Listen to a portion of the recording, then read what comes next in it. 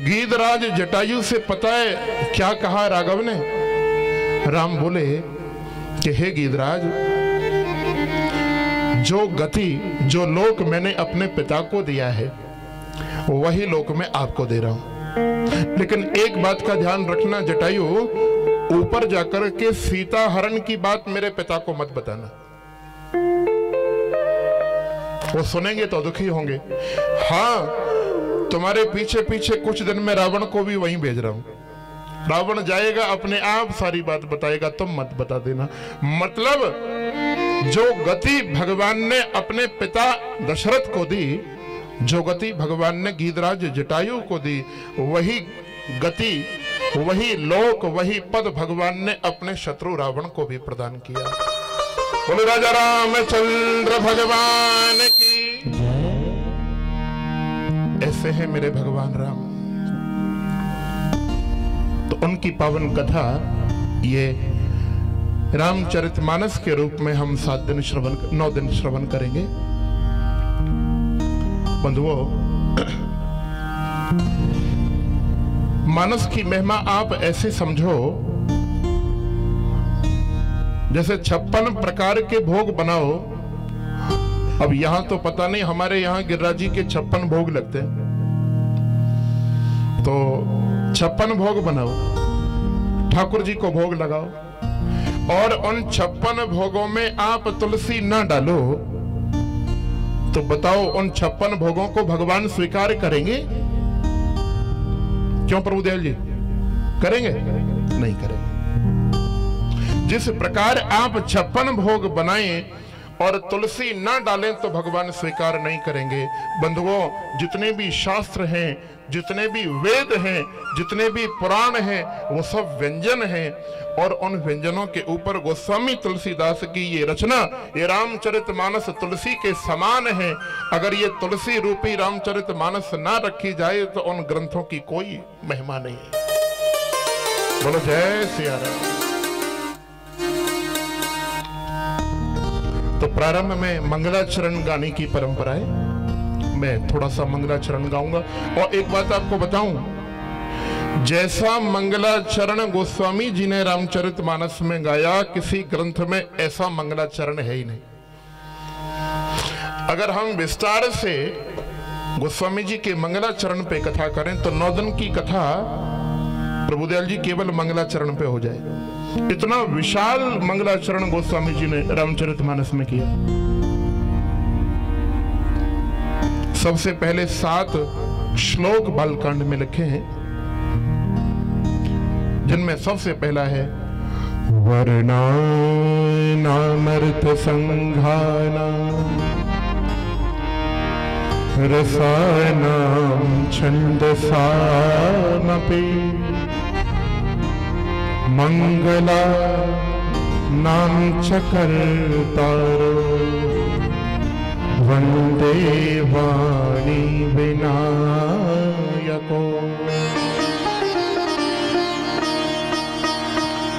बड़े ध्यान से आप समझेंगे। इस मंगलाचरण के सबसे पहले श्लोक में गौरी पुत्र गणेश और माता सरस्वती की वंदना गोस्वामी तुलसीदास जी ने करी। नियम तो ऐसा है कि पहले गणेश की वंदना करनी चाहिए, लेकिन क्या कहा कि वंदे वाणी विनायक।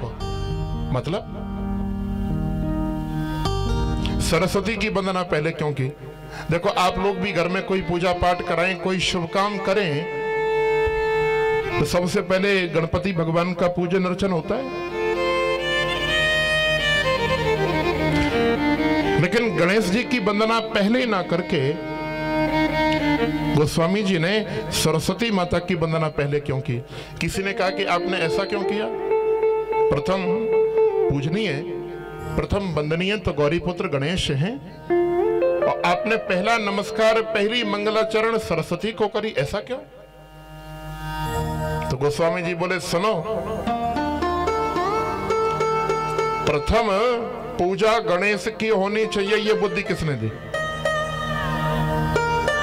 ऐसा ज्ञान माता सरस्वती की कृपा से ही तो प्राप्त हुआ। कि संसार में पहले गणेश की पूजा होनी चाहिए। बोले इसीलिए जो ज्ञान हमें सरस्वती माता से मिला कि पहले गणेश की पूजा, गणेश की वंदना होनी चाहिए, तो गणेश से भी पहले ऐसी सरस्वती माता को मैं वंदना करता हूं। माता सरस्वती को वंदना और बाद में गणेश जी को वंदना। बोलो जय सिया राम। मुझे लग रहा है कि सुबह से किसी ने भोजन नहीं किया। भंडारा तो हुआ था, पूड़ी तो खूब खाई सबने है? और देखो बोलना, देखो माताएं बैठी हैं आपस में चर्चा कर रही हैं। जय सिया राम बोलोगी तो कल्याण ही होगा। थोड़ा भाव से जय सिया राम। जय सिया राम। दूसरा श्लोक गाया। देखो आज की जो कथा है ना, केवल मंगलाचरण की कथा है। राम कथा की महिमाएं आज हम सुनेंगे। भवानी शंकरो वंदे श्रद्धा विश्वास स्वरूपिण याभ्याम विना न पश्यन्ति सेतः स्वान्तस्तमीश्वरम्। दूसरे श्लोक में गोस्वामी तुलसीदास जी ने विश्वास स्वरूप भगवान शंकर और श्रद्धा स्वरूप माता पार्वती दोनों की वंदना की। बधुओं, जैसे श्रीमद् भागवत के प्रधान वक्ता थे शुकदेव और प्रधान श्रोता कौन थे? परीक्षित है। उसी प्रकार इस रामचरितमानस की, इस राम कथा के प्रधान वक्ता हैं भोले बाबा और प्रधान श्रोता हैं मैया पार्वती। तो गोस्वामी जी ने भगवान शंकर को विश्वास का रूप बनाया और माता पार्वती को श्रद्धा का स्वरूप बताया। क्यों बंधुओं? वक्ता जो कथा कहता हो, बड़े ध्यान से समझना, उसे कथा पे पूरा विश्वास होना चाहिए। विश्वास के साथ उसे कथा करनी चाहिए। और खुद ही को विश्वास नहीं होगा तो दूसरों को क्या विश्वास दिलाएगा? जिसके मन में खुद विश्वास होगा, जो विश्वास के साथ कथा कहेगा, वही वक्ता श्रेष्ठ है। और श्रोता बंधुओं, श्रोता होना चाहिए श्रद्धा में। पार्वती मैया को श्रद्धा का स्वरूप बताया। श्रोता कथा में बैठे तो पूरी श्रद्धा के साथ, पूरी भावना के साथ कथा का श्रवण करे। बाकी श्रोता तो हर प्रकार के होते हैं, आप भी जानते हैं। जैसे आपके गांव में ये राम कथा प्रारंभ हुई है ना, कहीं ऐसे ही कोई राम कथा कोई महाराज कर रहे थे, 9 दिन कथा चली। एक व्यक्ति रोज महाराज की प्रशंसा करे, वाह महाराज बड़ा आनंद आ गया, ऐसी कथा तो हमने जीवन में पहले कभी सुनी नहीं। आप जब राम कथा करते हैं तो ऐसा लगता है कि राम लीला आंखों के सामने होकर के निकल रही है। 9 दिन कथा पूरी हुई, वो व्यक्ति बोला महाराज कथा में बड़ा आनंद आया, एक एक बात समझ में आई, बड़ी अच्छी लगी कथा, लेकिन एक थोड़ा सा संशय। पंडित जी बोले भैया कौन सा संशय बता, अभी दूर किए देता हूं।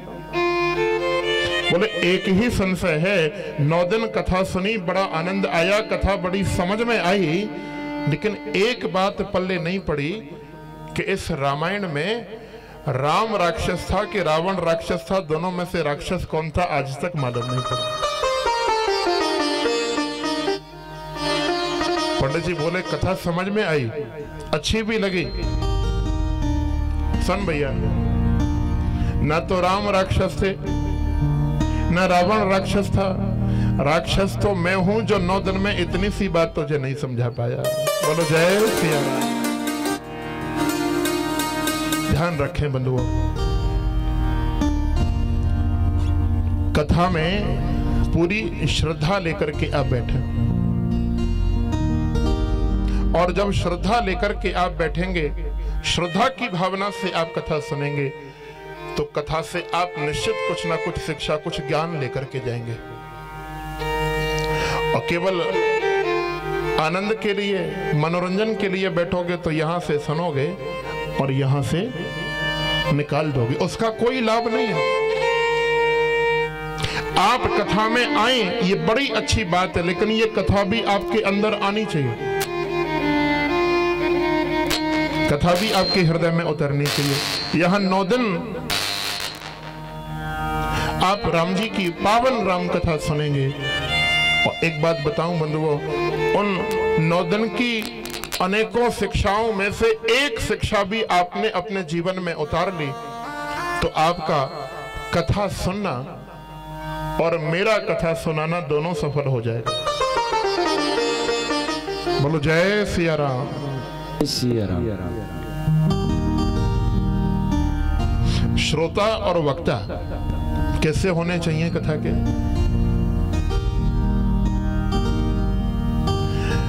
वक्ता कथा सुनाए तो मन में कोई लोभ लेकर के ना सुनाए।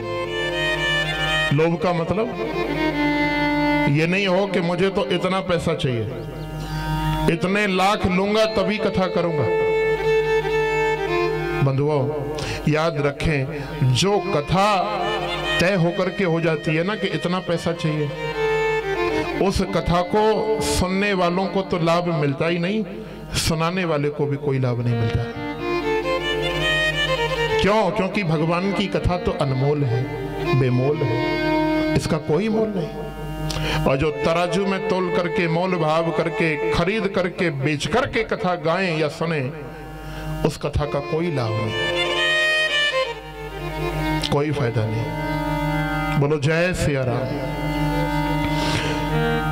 तो लोभ त्याग करके और विश्वास के साथ वक्ता राम कथा गाए और श्रोता भी संसार की मोह माया त्याग दे, घर की चिंता छोड़ दे।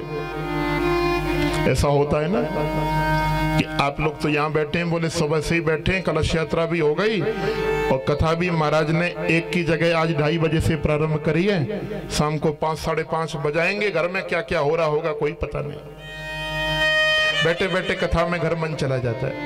ऐसा नहीं होना चाहिए। आप जितनी देर कथा में बैठे हैं बस मेरे राम के होकर के बैठे, संसार की सारी चिंताओं को त्याग दें और बड़े भाव से राम जी की कथा का श्रवण करें।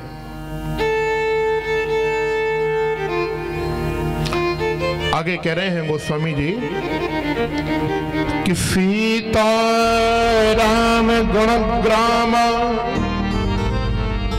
पुण्यारण्य विहारिणो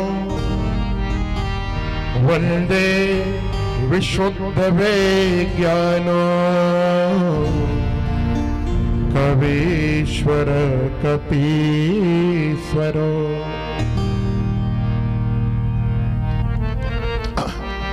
कितना सुंदर भाव है। सीताराम गुणग्राम पुण्यारण्य विहारिणो, कि भगवान सीताराम की इस कथा रूपी वन में पहले जिन 2 महापुरुषों ने भ्रमण किया, जिन्होंने मुझसे पहले ये पावन राम कथा गाई है, एक तो आदि कवि गोस्वामी, आदि कवि श्री वाल्मीकि जी, और दूसरे श्री हनुमंत लाल हनुमान जी। इन दोनों की वंदना इस श्लोक में करी गई। अच्छा बंधुओं देखो, हनुमान जी के चरणों में बैठे हनुमान की वंदना गोस्वामी जी कर रहे हैं। आहा, जय हो। पवन पुत्र हैं तो पवन का वेग चल रहा है। और एक छोटी सी हनुमान जी की कथा मैं आप लोगों को सुनाऊं, बड़े ध्यान से सुनना। कैसी महिमा है हनुमान की। प्राचीन काल में एक सुकंत नाम का राजा था। क्या नाम था?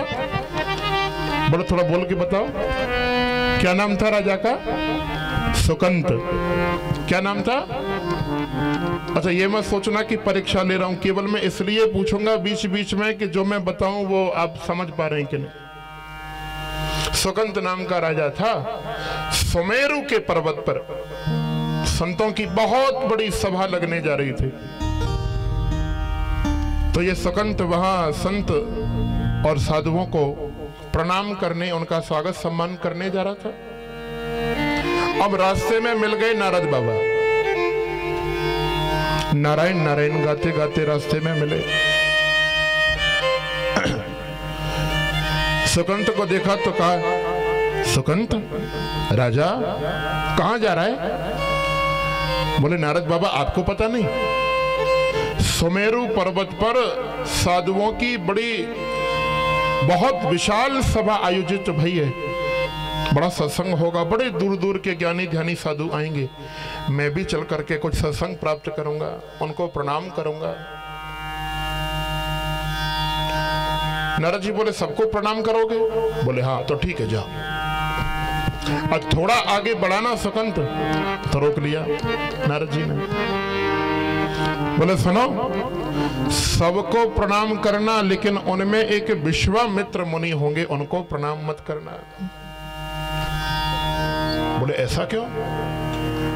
बोले देखो, आज वो तपस्या करके ब्राह्मण बन गए हैं, वैसे हैं तो वो क्षत्रिय, वो भी क्षत्रिय, तुम भी क्षत्रिय, काय को प्रणाम करना? और सुकंत के भेजे में बात बैठ गई। गया भैया, और जितने भी सभा में बड़े बड़े महात्मा पधारे थे सबको प्रणाम किया, और सबके मध्य, सबके बीच में बैठे महामुनि विश्वामित्र को प्रणाम नहीं किया।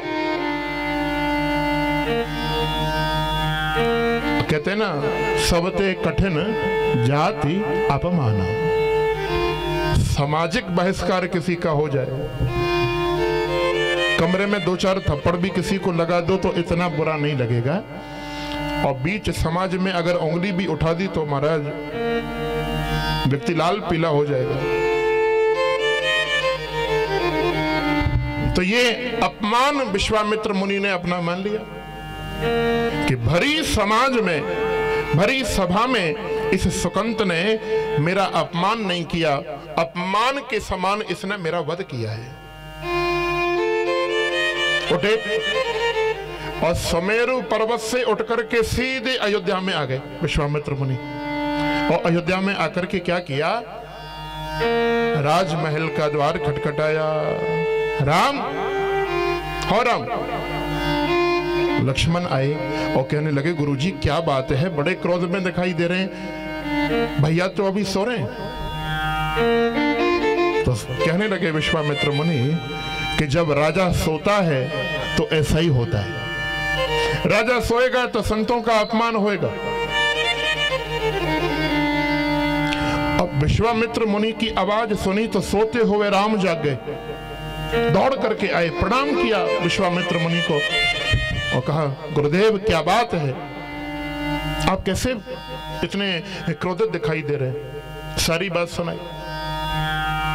सुमेरु पर्वत पे सभा भाई, बड़े बड़े संत महात्मा बैठे थे, सुकंत आया, सबको प्रणाम किया, अकेले मुझे प्रणाम नहीं किया, सबके बीच में मेरा अपमान किया। राम जी के नेत्र लाल हो गए क्रोध से। गुरुदेव, जिसने आपको प्रणाम नहीं किया, जो गर्दन आपके चरणों में नहीं झुकी, उसे आज सूर्यास्त होने से पहले काट दिया जाएगा। सूर्यास्त होने से पहले उसे मार डालूंगा, ये मेरा वचन है, आपके चरणों की सौगंध खा के कहता हूं। अब तो विश्वामित्र मुनि बोले, ठीक है, सही निर्णय किया, खलों को दंड मिलना चाहिए। अब विश्वामित्र मुनि तो चले गए, ये खबर पड़ गई सुकंत के कानों में। अब तो वो राजा सुकंत मारे भयके रोने लग गया, बड़ा डर गया। अब राम जी और राम का वो अमोघ बाण मुझे नहीं छोड़ेगा, अब मुझे संसार में बचाने वाला कोई नहीं। राम जी सेना सजा रहे हैं, अपने प्राणों को बचाता हुआ भाग रहा है सुकंत। दोबारा से रास्ते में मिल गए नारद जी। वाह नारद बाबा वाह, बहुत बढ़िया कल्याण किया तुमने मेरा। बोले क्या हुआ? बोले मृत्यु निकट आ गई है, मरने वाला हूं। नारद जी बोले, आया है सो जाएगा राजा रंग फकीर। कोई सिंहासन चढ़ चला, कोई बंधा जंजीर। संसार में जो आया है सुकंत, उसे तो जाना ही पड़ता है, उसे तो मरना ही पड़ता है। बोले राम जी मार डालेंगे। नारद बोले सबको राम जी मारते हैं, और कौन मारता है? सुकंत बोला मैं मरना नहीं चाहता। बोले मरना चाहता कौन है? कोई नहीं चाहता, लेकिन मरना पड़ता है।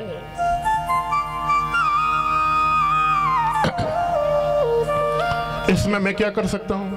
अच्छा, सुकंत बोला सलाह तो दे सकते हो विश्वामित्र मुनि को प्रणाम ना करने की, लेकिन आप कुछ नहीं कर सकते।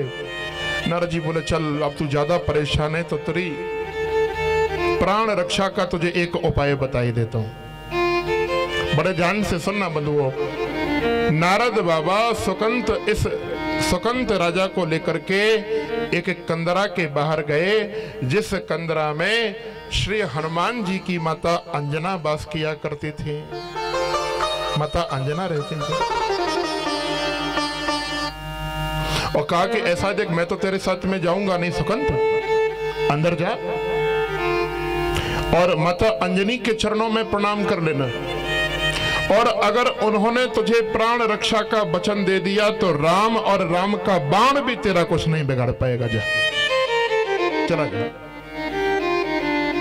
सुकंत गया, माता अंजनी के चरणों में प्रणाम किया। अब आप जानते माताओं का हृदय तो बड़ा कोमल होता है।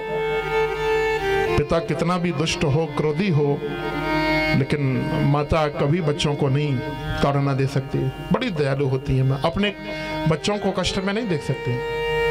सुकंत्र आया, रोते रोते जब प्रणाम किया माता अंजनी के चरणों में, दया आ गई माँ को, और माँ अंजनी कहने लगी भैया तू कौन है और तुझे क्या पीड़ा है, क्यों दुखी है, तू मुझे बता।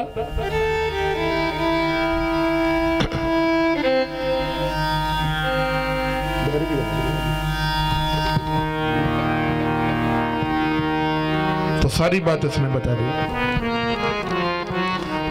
लेकिन अधूरी बताई, पूरी नहीं बताई। क्या कहा? बोले मैया विश्वामित्र मुनि मुझे मारना चाह रहे हैं,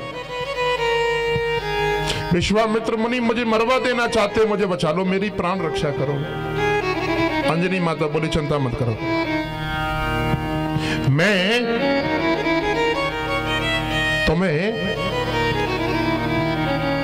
वचन देती हूं, जब तक मैं जीवित हूं तुम्हारी प्राण रक्षा करूंगी, तुम्हारा कोई बाल बांका नहीं करेगा। आ जाओ। गुफा में प्रवेश कराया, और इतना ही नहीं, देखो रोज नियम था हनुमान जी का, 24 घंटे राम की सेवा में रहते, लेकिन फिर भी थोड़ा सा समय निकाल करके एक बार अपनी माता को प्रणाम करने के लिए राम जी आ ही जाया करते थे। राघव आए और आकर के माने आए हनुमान, और आकर के प्रणाम किया मैया के चरणों में। मैया बोली हनुमान आज बेटा तुझे मेरा एक काम करना है। बोले क्या काम करना है? सुन, आज एक व्यक्ति को प्राण दान देने का, प्राण रक्षा का मैंने वचन दिया है, तुझे उसकी प्राण रक्षा करनी पड़ेगी। सुकंत को बुलाया, हनुमान को प्रणाम किया सुकंत ने, और कहा हनुमान जी राम जी मुझे मारना चाह रहे, बचाओ राम जी से मुझे। मैया बोली तेने मुझसे तो कहा था कि विश्वामित्र मारना चाह रहे। बोले विश्वामित्र मारना नहीं चाह रहे, विश्वामित्र मरवाना चाह रहे राम के द्वारा, और राम जी मारना चाह रहे। और तो हनुमान चक्कर में पड़ गए। एक तरफ माता का वचन और दूसरी तरफ प्रभु श्री राम। लेकिन बोले कोई बात नहीं, मैं भी इष्ट देव के चरणों की सौगंध खा रहा हूं, अपने राम के चरणों की सौगंध खा रहा हूं। सुकंत जब तक मैं जीवित हूं तेरा कोई बाल बांका नहीं कर सकता, तू चल मेरे साथ। एक सुरक्षित स्थान पर छोड़ा सुकंत को, और जाकर के पहुंचे हनुमान जी अयोध्या में। तो क्या देख रहे हैं? चतुरंगनी सेना तैयार हो रही है राम जी की, घोड़े रथ हाथी तैयार हो रहे हैं, बड़े बड़े विशाल सेना के यूथ तैयारी कर रहे हैं युद्ध की। राम जी भी अपने धनुष बाण तरकस लेकर के तैयार हो रहे हैं। हनुमान ने प्रणाम किया, प्रभु स्वामी कहां जा रहे हैं? इतनी गति के साथ में कहां युद्ध की तैयारी हो रही है? राम जी बोले, कुछ मत पूछ। हनुमान, आज एक पापी ने मेरे गुरुदेव का अपमान किया है और जब तक उसे मार नहीं दूंगा मुझे चैन नहीं पड़ेगा। बोले, वो कौन है? बोले, उसका नाम है सुकंत। हनुमान बोले, प्रभु मैं तो उसे प्राण रक्षा का वचन देकर के आया हूं, उसे मारने का विचार मन से निकाल दो। राम जी बोले, मैंने अपने गुरुदेव के चरणों की सौगंध खाई है, मैं उसे मारूंगा। हनुमान बोले, मैंने अपने इष्टदेव के चरणों की सौगंध खाई है, मैं उसे बचाऊंगा। राम जी बोले, तुम बचाओ, हम तो मारेंगे, कुछ भी हो जाए उसे आज छोड़ने वाला नहीं हो। हनुमान सुकंत के पास में पहुंचे और कहने लगे, चल भैया। सुकंत बोला, कहां चलना है हनुमान जी? बोले, तेरे चक्कर में तो हमारा ही ठिकाना छूट गया, राम जी के चरण छूट गए, अब तुझे कहां कौन सा ठिकाना बताऊं, चल साथ में। और मानो यही बात कह रहे हैं हनुमान सुकंत से। क्या कह रहे हैं? तेरा राम जी करेंगे बेड़ा पार, उदास मन काहे को करे। तेरा राम जी करेंगे बेड़ा पार, उदासी मन काहे को करे। तेरा राम जी करेंगे बेड़ा पार, उदास मन काहे को करे। तेरा राम जी करेंगे बेड़ा पार, उदासी मन काहे को करे। काहे को करे, काहे को करे, काहे को करे, काहे को करे। तेरा राम जी करेंगे बेड़ा पार, उदास मन काहे को करे। तेरा राम जी करेंगे बेड़ा पार, उदासी मन काहे को करे। तेरा राम जी करेंगे बेड़ा पार, उदास मन काहे को करे। तेरा राम जी करेंगे बेड़ा पार, उदासी मन काहे को।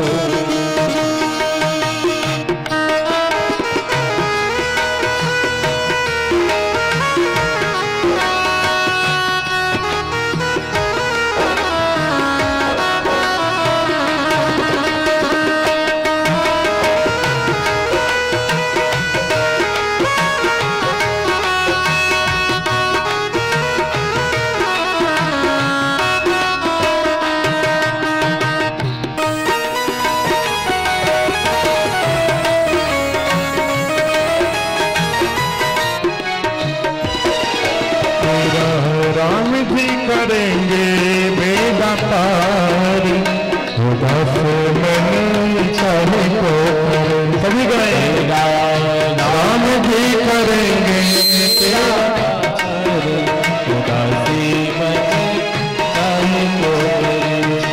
तेरा राम जी करेंगे बेड़ा पार, उदास मन काहे को करे।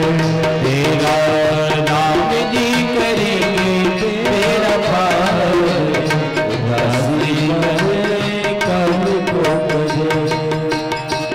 हनैया तेरी राम हवाले, लहर लहर हरे आप संभाले।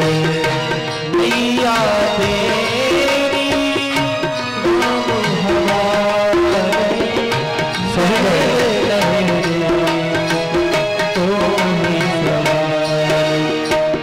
हनैया तेरी राम हवाले, लहर लहर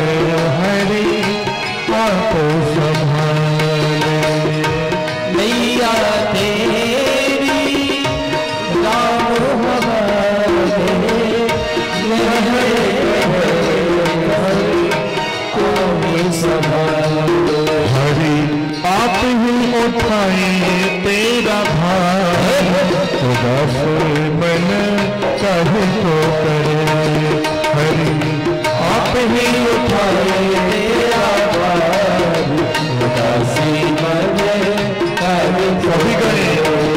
मेरा राम जी करेंगे बेड़ा पार, उदास मन कहे तो करे। राम जी करेंगे मेरा पार, उदासी मन कहे तो करे।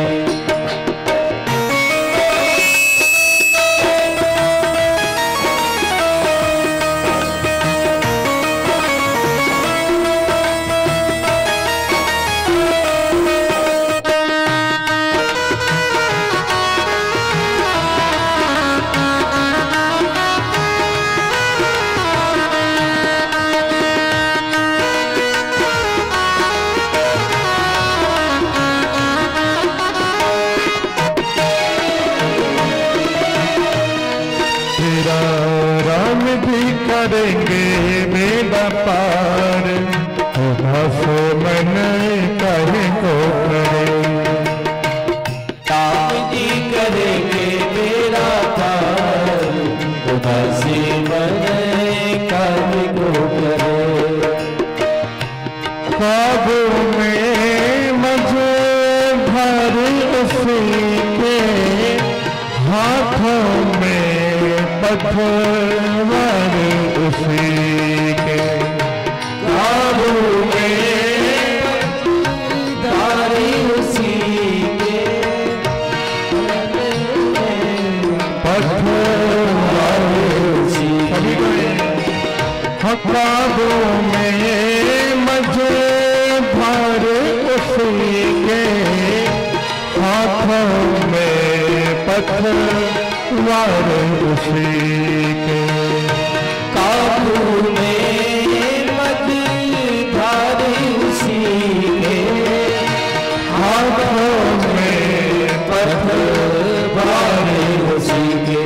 तेरी हार भी नहीं है तेरी हार, उदास मन कहे तो करे।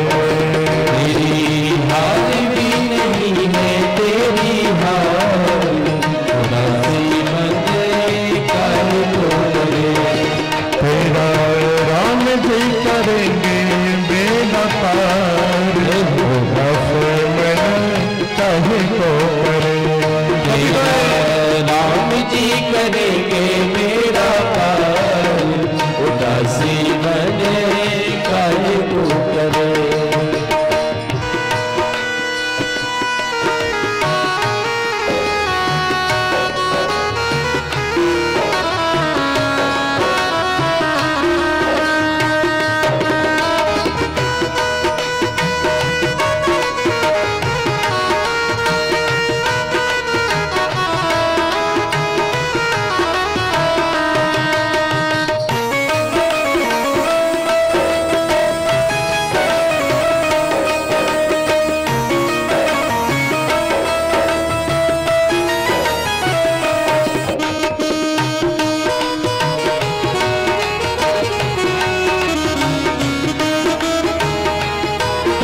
भाव से गाए। तेरा राम जी करेंगे बेड़ा पार, उदास मन कहे तो करे। तेरा राम जी करेंगे मेरा पार, उदासी मन कहे तो करे। सहज किनारा मिल जाएगा, परम सहारा मिल जाएगा। सहज किनारा मिल जाएगा, परम सहारा मिल जाएगा। राम नाम गाएंगे तो इस भवसागर की नैया में, इस भवसागर से वो सहज में किनारा प्राप्त हो जाएगा भैया। प्रभाव से सहज किनारा मिल जाएगा, परम सहारा मिल जाएगा, सहज सहारा मिल जाएगा, परम सहारा मिल जाएगा। डोरी सौंप के तो देख एक बार, डोरी सौंप के तो देख एक बार, उदास मन कहीं तो हलास राम जी करेंगे अपार, कभी गए तेरा राम जी करेंगे बेड़ा पार, उदास मन कहीं तो राम जी करेंगे अपार, उदासी बने काहे को करे, काहे को करे, काहे को करे, काहे को करे,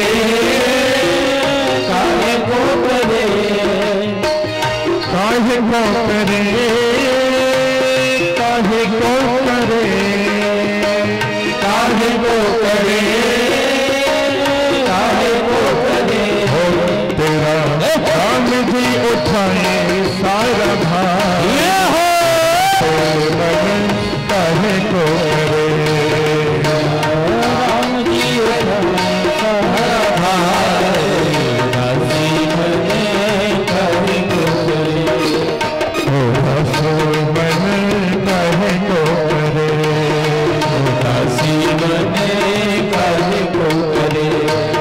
उदास मन काहे को करे।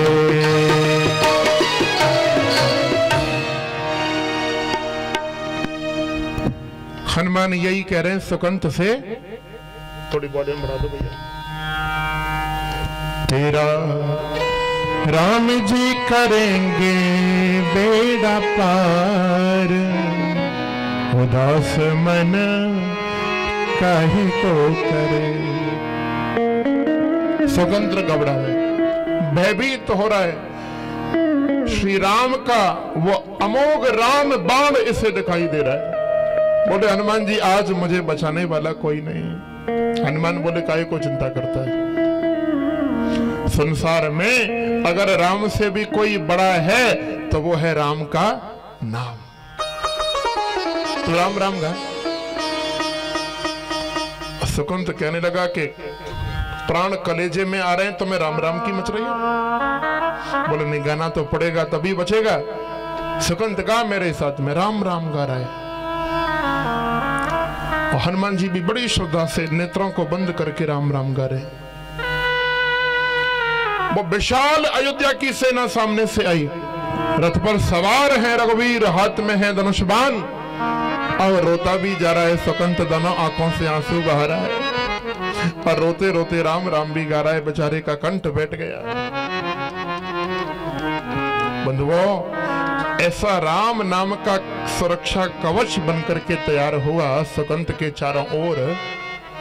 राम जी ने जितने भी बाण छोड़े सब विफल हो गए। सारे बाण राम के विफल हो गए। लक्ष्मण ने देखा कि राम जी जितने भी बाण इस सुकंत को मारते हैं वापस लौट रहे हैं। ये सब इस हनुमान का किया धरा है। क्या किया बंधुओं? श्री लक्ष्मण ने एक बाण धनुष पर तान करके हनुमान के हृदय में मारा। बाण तो हनुमान को लगा, लेकिन मूर्छित होकर के भूमि पर राघव गिर पड़े। मेरे राम जी रथ से नीचे गिर पड़े। अब सब लोग जानते हैं हनुमान के हृदय में कौन रहता है? कौन रहता है भैया? भगवान राम रहते हैं। तो मानो हृदय में बाण लगा तो लखन का वो बाण सीधा मेरे राघव को जाकर के लगा, राम को जाकर के लगा। मूर्छित होकर के गिर पड़े। दौड़े हनुमान राम जी की ओर, उठाया प्रभु को, होश में आए भगवान। अब देखो कैसा दृश्य है, कैसी झांकी है। हनुमान का मस्तक है राम जी की गोद में और राम जी का हाथ है हनुमान के मस्तक पर। बड़े भाव से भगवान आंसू बहाते बहाते अपने भक्त के मस्तक पर मेरे राम हाथ फेर रहे हैं। तो हनुमान को बड़ा आनंद आ रहा है, लेकिन जान गए कि सारा आनंद मैं ही ले जाऊंगा तो ये इसका जीवन खत्म हो जाएगा। सुकंत का राम जी के चरणों की जो सौगंध खाई है वो झूठी हो जाएगी। राम जी का थोड़ा सा हाथ ऊपर उठा, हनुमान जी ने देरी नहीं की और तुरंत मेरे हनुमान पीछे हो गए, सुकंत को आगे कर दिया। राम जी की तो आंखें बंद है और अब राम जी का हाथ जैसे हनुमान के ऊपर था वैसे सुकंत के ऊपर भी घूमने लगा। आंखें खोली, सुकंत तू? राम जी बोले, प्रभु ये वचन आपने स्वयं कहा है, आप स्वयं इस बात को कहते हैं कि कोटि विप्रबद लागहि जाहू, आई शरण तजहू नहीं ताहू।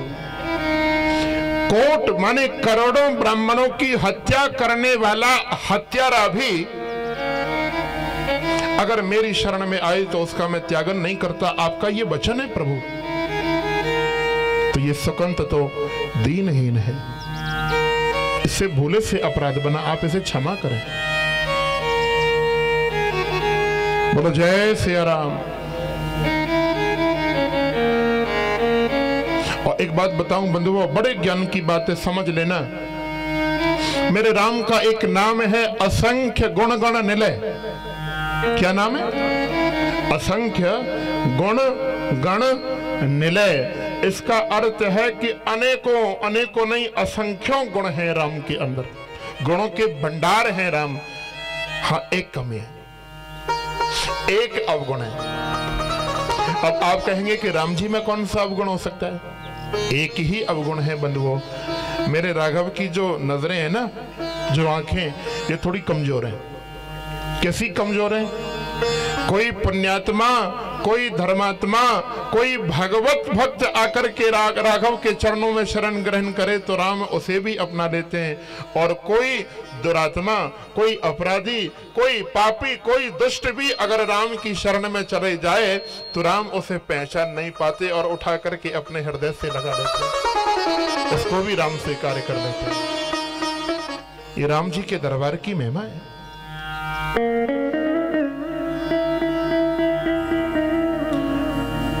इसीलिए तो हरिओम शरण जी ने ये भाव गाया जिसमें कहा ना कि डोरी सौंप के तो देख एक बार, उदास मन काहे को करे।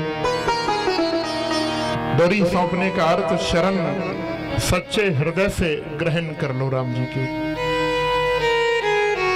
अब मस्तक पर हाथ राम जी ने फिराया और राम जी बोले, भैया मैंने तो गुरुदेव के चरणों की सौगंध खाई है, शरणागत वत्सल हूं, शरणागत को मार नहीं सकता और गुरुद्रोही को छोड़ नहीं सकता। अब क्या करूं? इतने में आगे मुनि विश्वामित्र। हनुमान बोले, सुकंत देरी मत कर, जैसे इनके चरण पकड़े वैसे विश्वामित्र के चरण पकड़ लो। दौड़ा दौड़ा गया और सुकंत जाकर के चरणों में गिर पड़ा। हे मुनि, हे विश्वामित्र, मुझे क्षमा करें, मुझसे बहुत बड़ा अपराध बना। तो दया आ गई विश्वामित्र मुनि को और कहने लगे, राम संत का काम सुधार करना है, संहार करना नहीं। इसकी बुद्धि सुधर गई, अब इसे छोड़ दो, जाने दो। लेकिन नारद जी कहने लगे, माने विश्वामित्र कहने लगे कि एक बात बता भाई सुकंत, संतों को प्रणाम ना करने की शिक्षा तुझे कौन से दुसंग में जाकर के प्राप्त हुई? कौन से कुसंग में तुझे शिक्षा मिली संतों का अपमान करने की? दोनों हाथ जोड़ करके बोला सुकंत कि ये शिक्षा मुझे किसी कुसंग में नहीं, ये तो सत्संग में प्राप्त हुई, और किसी का सत्संग नहीं, देवर्षि नारद के सत्संग में प्राप्त हुई। और तो नारायण नारायण गाते भई स्वयं आ गए नारद बाबा। राम जी ने कहा कि भैया देवर्षि नारद, आपने ये लीला क्यों करी? बोले प्रभु मैं देखना चाहता था कि दुनिया में भगवान की महिमा ज्यादा है कि भक्त की महिमा ज्यादा है। आप भक्त हैं, आप भगवान हैं, हनुमान भक्त है। आज मैं देखना चाहता था कि दोनों में से महिमा किसकी ज्यादा है। प्रभु आपकी तो महिमा है, लेकिन क्षमा करना, आपसे भी ज्यादा महिमा अगर किसी की है तो वो केवल और केवल आपके भक्त हनुमान की है। बोलो हनुमान जी महाराज की जय।